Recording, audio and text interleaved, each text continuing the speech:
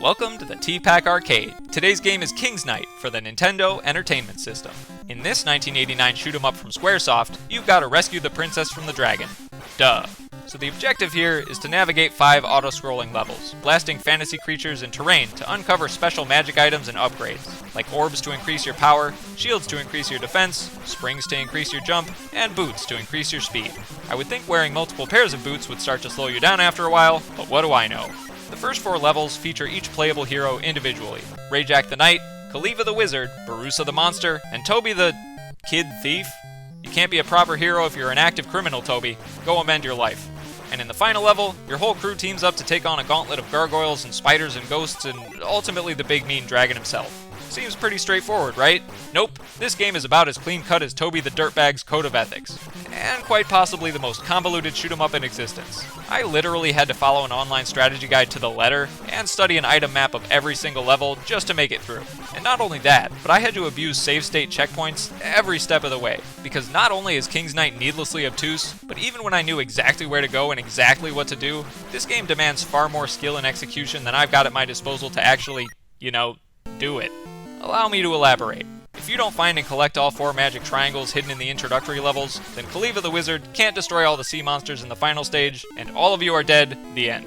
And if you don't find and collect all 4 magic chevrons hidden in the introductory levels, then Barusa the Monster can't transform your party into a dragon to fly over the statues in the final stage, and all of you are dead, the end. And if you don't find and collect all 4 magic suns hidden in the introductory levels, then Rayjack the Knight can't activate the Pegasus to evade the fireballs in the final stage, and you guessed it, all of you are dead, the end.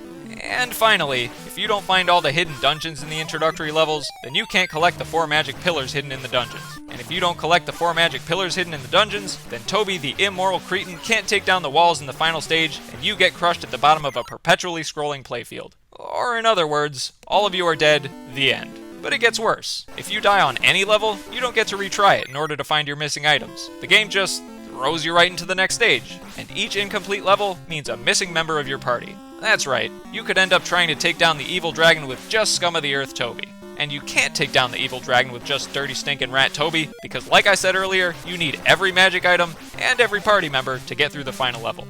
So why does this game even let you attempt the last level, or even any level, when you haven't got the required inventory or characters you need to win? Because it's cruel and it hates you, even more than Toby hates being a stand-up citizen. Yep, King's Knight is a confounding mess, but in spite of all its sins, cheating through this game with the aid of a strategy guide, the direction of an item map, and the grace of unlimited lives and checkpoints actually makes it enjoyable. Not as a traditional video game, mind you, but as a fun, interactive way to run around a fantasy land with knights and wizards and dragons. And even Toby, I guess. And sometimes, that's exactly the kind of experience I'm looking for in a piece of media. It also helps that the visuals in King's Knight are extra charming. Sure, all the items being white triangles and arrows and stuff is a little bland, but the sprites and environments have enough character to really carry the game. I especially like Kaliva's stage, which looks like some kind of quaint paved convent garden full of wells and trees and picket fences.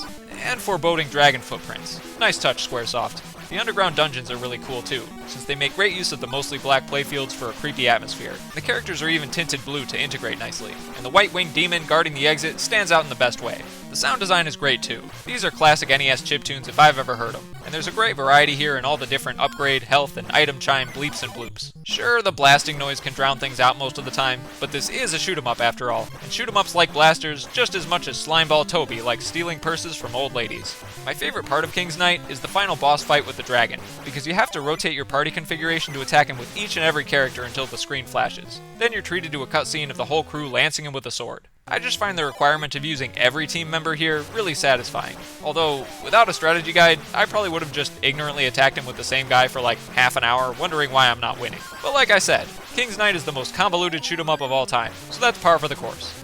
If I could change one thing here, or a lot of things here, I'd simplify the whole item requirement nonsense and prevent any further futile stage progression if that requirement isn't met. Maybe just keep the dungeon items, or at least make the last stage beatable without magic. Overall, I'm glad I had all the strategy guides and cheats I needed to get through King's Knight, because for some reason that even I can't fully grasp, I had a great time with this game. The dungeons are cleared, the princess is saved, and hopefully my party's victory and heroism will inspire Dirtbag Toby the Thief to rescind his life of crime once and for all and be an upstanding member of Squaresoft's lovable 8-bit fantasy land.